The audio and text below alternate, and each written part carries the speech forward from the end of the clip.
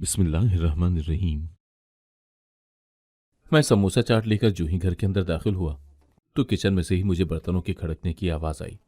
मैं सीधा किचन में बेधड़क दाखिल हुआ, लेकिन किचन के दरवाजे पर ही ठिठक कर खड़ा हो गया, क्योंकि मेरी बेटी की जवान सहेली बिना दुपट्टे के किचन में खड़ी थी। मैं जो ही 2 कदम पीछे हटा तो उसने एकदम से मुझे देख लिया और मुस्कुराकर मुझे सलाम किया। मैंने आंखें झुकाकर उसे सलाम का जवाब दिया और फटाफट समोसा चाट शेल्फ पर रखकर उल्टे कदमों बाहर निकलने लगा कि उसने मुझे फिर से पुकारा, बात सुनिए। उसकी आवाज़ इंतहाई मुतरन्नम थी। ऐसा लगता था जैसे मीठी गोली मुंह में रखकर वो बोली हो। मैं बिना पलटे ही रुक गया। मुड़कर देखने की हिम्मत न कर सका, क्योंकि वो ना सिर्फ जवान थी बल्कि इंतहाई खूबसूरत भी थी। बिना दुपट्टे के उसके जिस्मानी नशीब व फराज इंतहाई कातिलाना थे, और मैं अपने दिल में कोई ऐसा ख्याल उसके लिए लाना नहीं चाह रहा था, क्योंकि बिलाखिर वो मेरी बेटी की ही उम्र की थी। मुझे रुकता देखकर उसने एकदम से कहा, आप चाय लेंगे? तो मैंने बिना गर्दन मोड़े ही कह दिया, नहीं, मैं चाय नहीं पीता। अचानक गड़बड़ाते हुए मैंने कह तो दिया, लेकिन ये मेरी जिंदगी का सबसे बड़ा झूठ था, क्योंकि मैं तो दिन में 2-2 3-3 कप चाय पी ही लेता था। तो एकदम से उसने हंसना शुरू कर दिया। उसकी हंसी भी वैसे ही कातिलाना थी, जो मेरे इर्द गिर्द किसी हाले की तरह फैलती ही चली जा रही थी। मैं आगे बढ़ने ही लगा कि वो बोली, आप चाय नहीं पीते? ये भी कितना बड़ा झूठ बोला है आपने। तो मैंने एकदम मसनूई गुस्से से पलटकर उसे देखा। उसने दरवाजे पर लटकते अपने दुपट्टे को खींच कर उतारा और एक अदाए नाज के साथ अपने गले में डाल दिया। मैंने कोई झूठ नहीं बोला, मैंने मुस्कुराकर कहा। तो वो अपना निचला होंठ दांतों में दबाकर बोली, अच्छा तभी। नाजली जब हमारे घर आती है तो उसे फौरन अपने घर जाने की पड़ जाती है। जब पूछती हूं तो कहती है, यार क्या बताऊं, अब्बा की चाय का वक्त हो गया है। और जब मैं कहती हूं कि ये कौन सा वक्त है चाय पीने का, तो वो कहती है कि मेरे अब्बा की चाय पीने का कोई वक्त नहीं होता। उनका जब दिल करता है पूरा दिन 2-3 कप चाय एक ही वक्त में पी लेते हैं। और फिर ये बात करके वो हंसने लगी तो मुझे भी हंसी आ गई। बात तो वो सच कह रही थी, लेकिन उस वक्त मैं थोड़ा सा पजल हो गया। तो वो एक अदा से बोली, चाय आप तो पियेंगे ना, बना दूं? मैंने सर हिलाते हुए उसे जवाब दिया। तो उसकी आंखों में एक शरीर सी हंसी देखकर मैं फौरन किचन से बाहर निकल आया, क्योंकि बिलाखिर मैं मर्द था और मर्द को फिसलते हुए देर नहीं लगती। और इसके इम्कान तो उस वक्त और ज़्यादा हो जाते हैं जब मर्द ने एक अरसे तक अज़दवाजी ताल्लुक में महरूमी देखी हो। तो ये तो एक इंसानी नफ्सियात है कि जहाँ पर उसे कोई कमज़ोरी या महरूमी ज़िंदगी में मिलती है, वो ज़्यादातर उसी के बारे में सोच रहा होता है। मैं वापस कमरे में आकर बैठ गया और बिला वजह ही अपनी किताबों वाली अलमारी के पास खड़े होकर किताबें सेट करने लगा।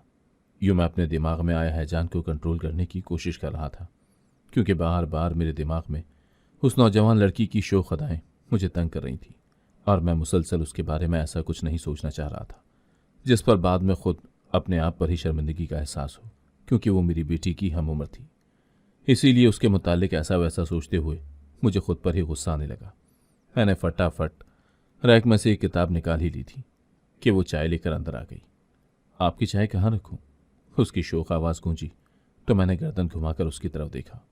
यहीं सामने टेबल पर रख दो, मैंने संजीदा लहजे में कहा। उसने चाय रखी तो मैंने पूछा, नाजली कहाँ है? उसे कहना था कि वो चाय लेकर आती। क्यों, आपको मेरा चाय लेकर आना अच्छा नहीं लगा क्या? नहीं, मेरे कहने का ये मतलब नहीं। दरअसल आप मेहमान हैं और मेहमानों से काम तो नहीं करवाया जाता ना। मैं कब से मेहमान बन गई? मुझे भी अपने ही घर का फर्ज समझे। दरअसल नाजली वॉशरूम में शावर ले रही है। उसने मुझे कहा था कि मैं आपको चाय दे दूं, तो मैं इसीलिए आपके कमरे में चाय देने के लिए आ गई। फिर वो एकदम से मेरे करीब आकर खड़ी हो गई। अरे वाह, आपके पास तो बुक्स की बहुत ही अच्छी कलेक्शन है। क्या ये सारे नॉवेल्स आप पढ़ चुके हैं?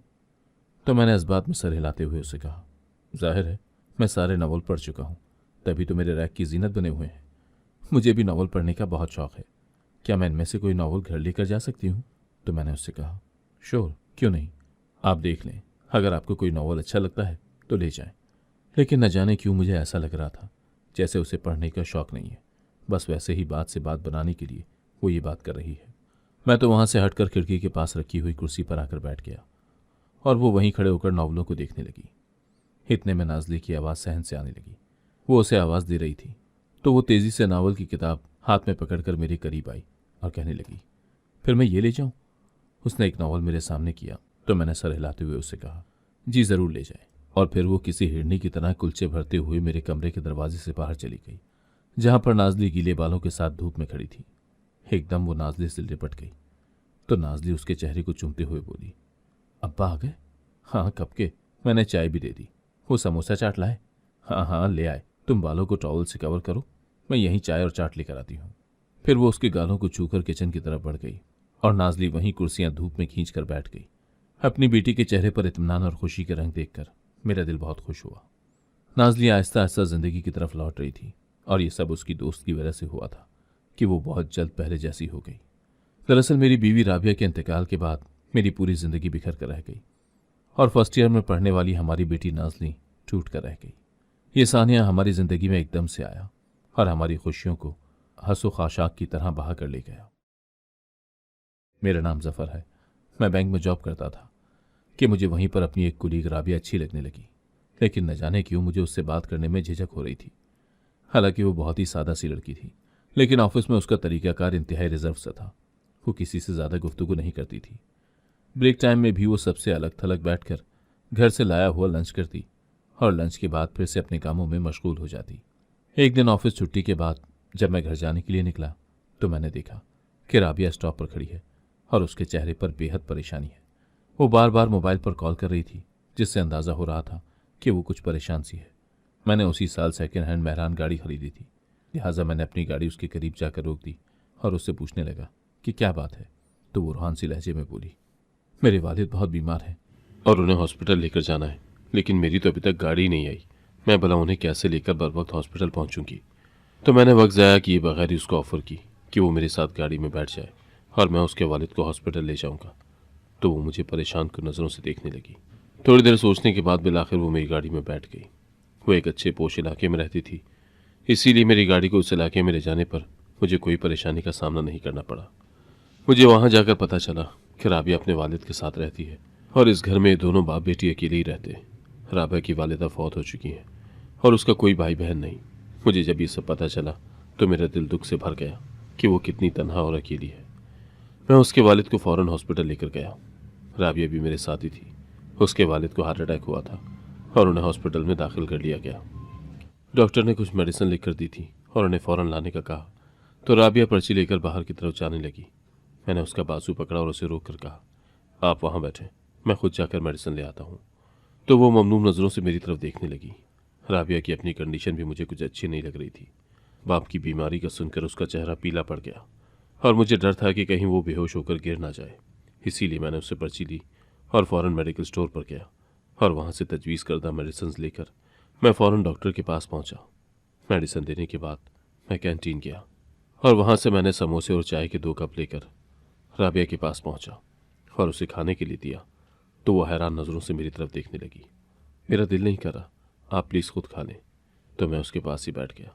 देखें, मैं जानता हूँ कि आपने लंच भी नहीं किया। आपको कैसे पता? वो खोजती नज़रों से मेरी तरफ देखने लगी। मुझे इस तरह से पता है कि जब आप ऑफिस में अपना टिफ़िन खोलती हैं तो उसमें से देसी घी में पके पराठे और अचार की खुशबू पूरे ऑफिस में फैल जाती है। तो वो मेरी बात पर मुस्कुरा दी। लेकिन जब आज वो मानूस सी खुशबू मुझे नहीं आई तो मुझे फ़ौरन पता चल गया कि आप आज लंच नहीं लाई। जी बस मैं आज जल्दी घर से निकल आई। मैं सुबह अपने लिए लंच खुद ही तैयार करती हूँ। पहले अम्मी करती थी, लेकिन उनकी वफ़ात के बाद अब मुझे ही सब करना पड़ता है। लेकिन बस आज लेट हो रही थी और लंच बनाने का टाइम ही नहीं था, तो बस ऑफिस के लिए निकल आई और अब यहाँ बैठी हूँ। तो मैंने फिर उसे चाय का कप थमाते हुए कहा, इसीलिए मैं आपके लिए चाय और समोसे लेकर आया हूँ ताकि आप कुछ खा पी कर एक्टिव हो जाएं। मेरा बिल्कुल दिल नहीं करा जफ़र साहब। देखिए, मैं समझ सकता हूँ, ज़ाहिर है इस हालत में आपका खाने पीने को दिल नहीं करेगा, लेकिन अगर आप कुछ खाएंगी पिएंगी नहीं तो अपने वालिद को कैसे संभालेंगी? इसीलिए ये भी तो साथ साथ ज़रूरी है ना। तो उसने मेरी बात पर इत्तेफाक करते हुए चाय और समोसा मुझसे ले लिया, लेकिन बेदिली के साथ खाने लगी। मैं उसकी कंडीशन समझ रहा था, क्योंकि मैं खुद भी ऐसी ही तकलीफ़ों से गुजरा था। जब अबू का इंतकाल हो गया तो मैं और अम्मी दोनों ही अकेले रह गए। अगर अम्मी उस वक्त हिम्मत ना करती तो शायद मैं आगे ना बढ़ सकता और ना ही जॉब करके आज अपने पैरों पर खड़ा हो सकता था। ये अम्मी का दिया हुआ ही हौसला था कि आज मैं हर तूफ़ान से लड़ने के लिए बिल्कुल तैयार था, ज़हनी तौर पर भी और जिस्मानी तौर पर भी। मेरी जॉब लगते ही अम्मी को मेरी शादी की फ़िक्र सताने लगी थी, लेकिन सच तो ये है कि मुझे शादी के नाम से ही चिढ़ होने लगती। अम्मी की सबसे बड़ी ख्वाहिश तो ये थी कि मैं ख़ानदान से रिश्ता कर लूँ, लेकिन मेरा और अम्मी का इख्तलाफ इसी पॉइंट पर जाकर शुरू होता कि मैं ख़ानदान में से शादी नहीं करूँगा, क्योंकि मैंने अपने इंतहाई मुश्किल वक्त में खानदान के किसी भी फर्द को अपनी अम्मी और अपने साथ खड़े नहीं देखा था। हम दोनों माँ बेटे ने अब्बू की डेथ के बाद बहुत ही मुश्किल वक्त गुजारा था। अगर अम्मी मेरी तालीम के खातिर फैक्ट्री में मुलाजमत न करती तो शायद मैं ढंग की तालीम भी हासिल न कर पाता। लेकिन अम्मी ने बहुत हिम्मत दिखाई, कमज़ोरी और बीमारी के बावजूद घर चलाने के लिए और मुझे आला तालीम दिलवाने के लिए उन्होंने जॉब करने का मुश्किल फ़ैसला उस वक्त किया जब खूनी रिश्ते उनकी जॉब के हक में न थे।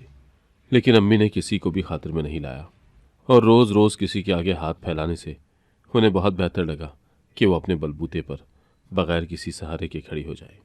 उनकी फैक्ट्री में मजदूरी का सुनकर उनकी अपनी ही सगी बहनों ने उनसे मिलना जुलना छोड़ दिया, बल्कि अपने घर में कोई फंक्शन होता या कोई तकरीब होती तो उसमें भी अम्मी को ना बुलाते, सिर्फ इस वजह से कि उनका तारुफ हम किस तरह से करवाएंगे। क्योंकि अम्मी जब उनके घर जाती तो ना उनके पास कोई कीमती सूट होता, ना ही उनके फंक्शंस में देने के लिए मोटी रकम। तो ऐसे में खाला, मामू और दीगर रिश्तेदार अम्मी को दावत ही ना देते। हमें जब बाहर से उनके घर होने वाली दावतों का पता चलता तो मेरा दिल बहुत बुरा हो जाता, क्योंकि यही फंक्शन वो जरिया होते थे जब मैं अपने कज़न से मिल सकता था। इसके अलावा तो उनके घरों में जाना अम्मी की जॉब की वजह से ही मुश्किल होता था, तो मेरा बहुत मूड ऑफ होता और दिल दुख जाता। तो अम्मी ऐसे में हंसकर मुझे कहती, तुम शुक्र नहीं करते हो कि उन्होंने हमें बुलाया नहीं। देखो ना, अगर वो बुलाते तो हमें ना चाहते हुए भी अच्छे ड्रेस सिलवाने पड़ते, फिर आने जाने का किराया और लेना देना, तो भाई इस पर कितना बड़ा खर्च आ जाता। अच्छा ही है कि उन्होंने हमारा खर्चा बचा लिया। वो बात करते करते हंसने लगती, लेकिन उनकी आंखों में आए आंसू मुझसे छुप न सकते, तो मेरा दिल दुख सा जाता। मुझे बाकी रिश्तों पर तो कोई अफसोस नहीं होता था, लेकिन अपनी खालाओं और मामुओं का ये रवैया देखकर मेरा दिल बुझ सा जाता। बस फिर शायद वही लम्हा था जब ये सारे रिश्ते मेरे दिल से उतर गए और मैंने अपनी ज़िंदगी में ये आज़म रख लिया कि मैं अपने पैरों पर खड़ा होकर दिखाऊंगा। मैं और मेरी माँ इतने सस्ते नहीं थे जिन्हें ये लोग पैसों की चमक दमक में बेकार समझकर छोड़ गए। वक्त ने आहिस्ता आहिस्ता करवट बदली। मेरी तालीम मुकम्मल होने के फ़ौरन बाद ही मुझे बैंक में बहुत अच्छी सी जॉब मिल गई। तो मैंने सबसे पहला काम ये किया कि अम्मी को घर बैठा दिया और उन्हें सख्ती से मना कर दिया कि अब वो कोई जॉब नहीं करेंगी। देखते ही देखते मैंने एक अच्छी सोसाइटी में एक फ्लैट भी ख़रीद लिया और फिर हम वहाँ शिफ्ट हो गए। ये कुछ 4-5 साल के अंदर अंदर हुआ।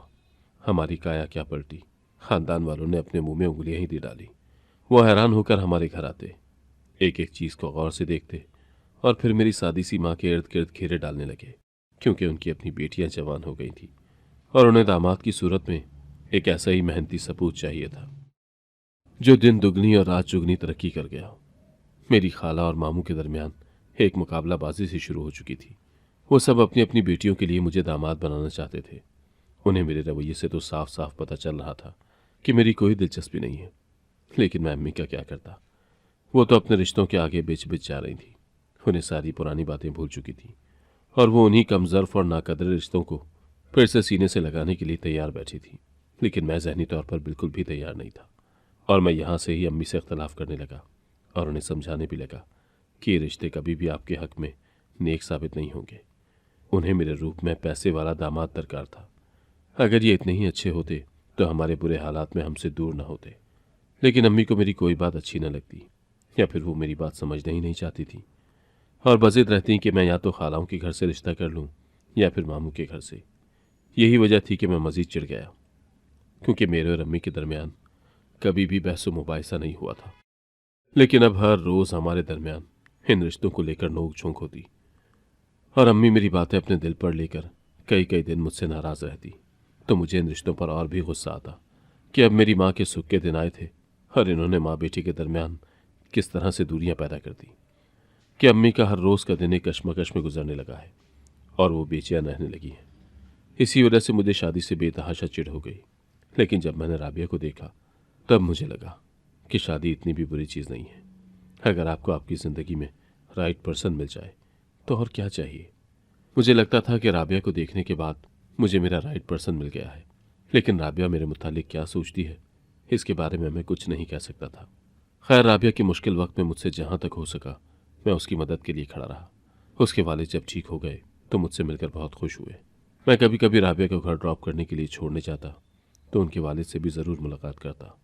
बातों बातों में एक दिन उन्होंने मुझसे शादी के हवाले से पूछा तो मैंने उन्हें अपने ख़ानदान की सिचुएशन के बारे में आगाह कर दिया कि मैं ऐसे खुदगर्ज लोगों में रिश्तेदारी नहीं करना चाहता तो वो काफ़ी देर तक मेरी बात पर मुझे देखते हुए खामोश रहे। एक दिन उन्होंने मुझे राबिया की गैर मौजूदगी में बुलवाया, तो जाने क्यों मैं ये समझ चुका था कि वो ज़रूर राबिया के हवाले से मुझसे कोई बात करना चाहते हैं। लेकिन जब काफ़ी देर तक वो कुछ ना बोल पाए तो मुझे एहसास होने लगा कि बेटी के बाप के लिए ये मरहला कितना मुश्किल होता है कि वो अपने मुंह से अपनी बेटी का रिश्ता देने की बात जब कर रहा होता है तो मैंने उनकी मुश्किल आसान करने के लिए खुद ही पहल कर दी और उनसे राबिया के रिश्ते के हवाले से बात की। तो वो एकदम से रोने लगे। उन्हें यूं बच्चों की तरह रोते देखकर मैं बहुत अफसुर्दा हुआ। वो राबिया के रिश्ते के हवाले से बेहद परेशान थे और चाहते थे कि अपनी ज़िंदगी में अपनी बेटी का हाथ किसी अच्छे इंसान के हाथ में दे दें, और मुझसे ज़्यादा अच्छा उन्हें कोई लगा नहीं। अब अगला मरहला ज़रा मुश्किल था कि मुझे अम्मी से बात करनी थी, लेकिन अल्लाह ने मेरी यहाँ पर भी मदद की। मैंने जो ही अम्मी से राबिया के हवाले से बात की तो अम्मी ने फ़ौरन मुझे कहा, बेटा, ये ज़िंदगी तुम्हारी है। अगर तुम अपनों में शादी नहीं करना चाहते तो मुझे कोई एतराज़ नहीं, लेकिन शुक्र है कि तुमने शादी का फ़ैसला तो किया। और यूं मैं उन्हें लेकर जब राबिया के अब्बू के घर गया तो हमारी बात पक्की हो गई और 1 महीने के अंदर अंदर राबिया मेरी बीवी बनकर मेरे घर आ गई। हमारी शादी के कुछ अरसे बाद ही अम्मी फौत हो गई। यह हमारी ज़िंदगी का एक बहुत बड़ा खला था जिसे फिर मेरी बेटी नाज़लीन ने आकर पूरा किया। वक्त बहुत ही खूबसूरत अंदाज में गुजरने लगा। राबिया ने एक अच्छी शरीके हयात की तरह मेरा हर मोड़ पर साथ दिया, लेकिन उसकी ज़िंदगी ने उससे वफा नहीं की। ब्लड कैंसर की वजह से वो ज़्यादा दिन जी ना पाई और जब नाज़ली फर्स्ट ईयर में थी तो मेरी बीवी राबिया की डेथ हो गई। राबिया की डेथ का सदमा हम दोनों बाप बेटी पर गहरा हुआ, लेकिन मुझे सबसे ज़्यादा फिक्र नाज़ली की थी क्योंकि वो अपनी माँ से बहुत ज़्यादा अटैच थी। दिन ब दिन कमज़ोर और पीली पड़ती जा रही थी। अपनी बेटी ही की वजह से मैंने दूसरी शादी भी न की कि न जाने सौतेली माँ उसके साथ कैसा सलूक करे। लेकिन फिर जब उसकी ज़िंदगी में उसकी दोस्त बैला उर्फ बबली आई तो वो एकदम से संभल गई। मैं भी खुश हो गया कि चलो इस बहाने मेरी बेटी का दिल लग गया है। वो अब फिर पहले की तरह ही सेहतमंद होने लगी। उसकी दोस्त बबली का हमारे घर बहुत ज़्यादा आना जाना था। एक दिन नाज़लीन ने मुझे कहा कि आपको बबली कैसी लगती है, तो मैं उसकी तरफ सवालिया नज़रों से देखने लगा। एकदम नाज़लीन ने मुझे कहा, मेरा दिल चाहता है कि आप बबली से शादी कर लें। उसकी बात सुनकर मैं उस पर गुस्सा होने लगा कि तुम जानती हो वो तुम्हारी हम उम्र है और मेरी बेटियों की जगह पर आती है, कि क्या फजूल गोई कर रही हो। तो वो एकदम से तड़कर बोली, वो मेरी हम उम्र है लेकिन आपकी बेटी नहीं, आपका निकाह उससे जायज़ है अगर आप मान जाएं तो। लेकिन मैंने उसे इस बात पर बहुत डांटा। मैं जितना उसे डांटता वो दिन ब दिन मुझे उतना ही शादी पर जोर देने लग गई। और फिर एक दिन उसने मुझे कहा कि अगर आप ये शादी नहीं करेंगे तो कोई और उसे ब्याह कर ले जाएगा और मैं बबली से दूरी बर्दाश्त नहीं कर पाऊंगी और मर जाऊंगी। लेकिन मैं उसकी बातों को इतना खातिर में न लाया। मगर एक दिन नाज़ली ने खुदकुशी की जब कोशिश की तो फिर मैंने बबली से शादी के लिए रजामंदी जाहिर कर दी। और हैरत तो मुझ पर तब टूटी जब उसके वालिदैन को भी मेरी ज़्यादा उम्र होने पर कोई एतराज़ ना हुआ और यूं बबली मेरी बीवी बनकर उस घर में आ गई। लेकिन शादी के कुछ ही दिन बाद एक अजीबो गरीब बात मेरे इल्म में आई तो मेरे रोंगटे ही खड़े हो गए। जब मोहल्ले में हमारे एक हमसाए ने मुझसे मेरी बीवी और बेटी के हवाले से गलत सलत बातें की तो मुझे बेहद गुस्सा आया। उनके मुताबिक आपकी बीवी और बेटी इंतहाई नाजिबा हालत में छत पर एक दूसरे के साथ गंदी हरकतें कर रही होती हैं। तो मुझे अपने हमसाए पर बहुत शदीद गुस्सा आया। जब से मेरी शादी बबली के साथ हुई थी मैंने अपने घर का माहौल अच्छा ही देखा था, लेकिन हमारा हमसाया ऐसा क्यों कह रहा था मुझे उसकी समझ नहीं आ रही थी। शायद उसे इस बात की भी जेलसी होगी कि मेरी शादी एक नौजवान लड़की के साथ कैसे हो गई, क्योंकि वो खुद भी मेरी तरह रंडवा था। खैर, मैंने उसकी बातों का इतना असर नहीं लिया। लेकिन हमारे मालिक मकान ने हमें घर खाली करने का नोटिस दे दिया तो हम दूसरे मोहल्ले में आ गए। यहाँ पर आए हुए कुछ ही दिन गुजरे थे तो यहाँ पर भी पिछले मोहल्ले की तरह मिलती जुलती बातें सुनने को मिली। मैंने वो घर भी छोड़ दिया, लेकिन जो तीसरा घर लिया वहाँ पर भी मेरी बीवी और बेटी को लेकर चमगोइयाँ शुरू हो गईं। तो मैंने उन दोनों पर नजर रखनी शुरू कर दी, लेकिन मुझे ऐसा कुछ भी दिखाई न दिया। फिर एक दिन मैंने छुपकर निगरानी का सोचा और उनके सामने बाहर गया, लेकिन पिछले दरवाजे से मैं घर के अंदर आ गया। घर में काफ़ी खामोशी थी, लेकिन नाज़ली के बेडरूम में एक इंतहाई रोमांटिक सा म्यूजिक चल रहा था और कमरे में से इंतहाई अजीब सी आवाज़ें आ रही थी। कमरे का दरवाज़ा खुला हुआ था तो मैं दस्तक दिए बगैर ही अंदर दाखिल हुआ। ये देखकर तो मेरे पैरों तले से ज़मीन निकल गई कि वो दोनों हम जिन्स परस्ती जैसे कभी फेल में मशगूल थी। मुझे देखकर वो दोनों एकदम से तड़प कर उठी। मैं फौरन बाहर निकल आया और गुस्से से अपने कमरे में चला गया। मुझे वो सारी बातें याद आने लगी जो पिछले मोहल्ले में लोगों ने की थी। इसके साथ ही मुझे अपनी बेटी नाज़ली की बातें भी समझ आने लगी कि किस तरह उसने हमजिन्स परस्ती की आड़ में मेरी शादी अपनी दोस्त से करवाई थी, तो इसके पीछे ये मकासद थे। नाज़ली कमसिन थी, वो इस बबली के हाथों खराब हो चुकी थी, क्योंकि बबली बचपन से ही इन गंदे कामों में पड़ी हुई थी। और जब उसने नाज़ली से दोस्ती की तो उसने नाज़ली को भी इस गंदगी का हिस्सा बना दिया। लेकिन मैं अपनी बेटी की जिंदगी बर्बाद नहीं होने दूंगा। जो हो चुका सो हो चुका, अब मजीद नहीं। ये सोचकर मैंने फौरन बबली को तलाक दे दी। मेरी बात पर नाज़ली बहुत रोई धोई, लेकिन मैंने उसकी एक ना सुनी। फिर चुपके से मैंने मोहल्ला छोड़ने के बजाय वो शहर ही छोड़ दिया और अपनी ट्रांसफ़र भी दूसरे शहर करवा ली। और अब मैं पहले से भी ज़्यादा सख्ती से अपनी बेटी की निगरानी करने लगा। मुझे उसकी शादी की बहुत फिक्र हो रही थी, लिहाजा मैंने अपने कुलीग से बात की, जिनके तवस्सुत से एक अच्छे घराने का रिश्ता जो ही आया तो मैंने बात पक्की कर दी। नाज़ली नहीं मान रही थी, लेकिन मैंने उसे ज़बरदस्ती उस रिश्ते के लिए मनवाया और साफ साफ कह दिया कि माँ को तो वो पहले ही खो चुकी है। अगर वो अपनी हरदर्मी से बाज ना आई तो फिर अपने बाप को भी जीते जी खो देगी, क्योंकि इन राहों पर चलने वालों की ना तो कोई माशरे में शनाख्त होती है और ना ही उन्हें अच्छा समझा जाता है। मैंने एक बाप होने के नाते उसके सामने दो रास्ते रख दिए थे। मुझे खोने के डर से वो बहुत ज़्यादा खौफज़दा हो गई और उसने मेरे सामने ही रोना शुरू कर दिया। फिर रोते रोते उसने शादी के लिए रजामंदी जाहिर कर दी। लड़के वालों को शादी की जल्दी थी, लिहाजा मैंने भी देर करना मुनासिब न समझा और जहाँ तक हो सकता था बेटी का जहेज तैयार करके उसकी रुखसती कर दी। शुरू शुरू में नाज़ली को अपने ससुराल में एडजस्ट होना बहुत मुश्किल लग रहा था। वो हर हफ्ते मेरे पास आ जाती, तो जहाँ तक हो सकता मैं उसकी काउंसलिंग करता, लेकिन उसके साथ साथ मैं अल्लाह के सामने गिड़गिड़ा कर उसके राह हिदायत के लिए भी दुआ करता। एक बाप होने के नाते मैं यही कर सकता था और जब तक जिंदा हूँ उसके लिए दुआएं करता रहूँगा। अल्लाह ताला इस बुरे फितने से हर वालिदैन की औलाद को बचाए। अपनी औलाद पर कड़ी निगरानी वक्त की ज़रूरत है, क्योंकि इससे गाफिल होने वाले हमेशा के लिए सर पर हाथ रखकर रोते हैं। अगर आपको आज की कहानी पसंद आई है तो वीडियो को जरूर लाइक कीजिएगा और अपने दोस्तों के साथ भी शेयर कीजिएगा। और हाँ, अगर आपने अभी तक हमारा चैनल सब्सक्राइब नहीं किया तो जरूर सब्सक्राइब करें। मिलते हैं कल एक नई और दिलचस्प कहानी के साथ। अल्लाह हाफिज।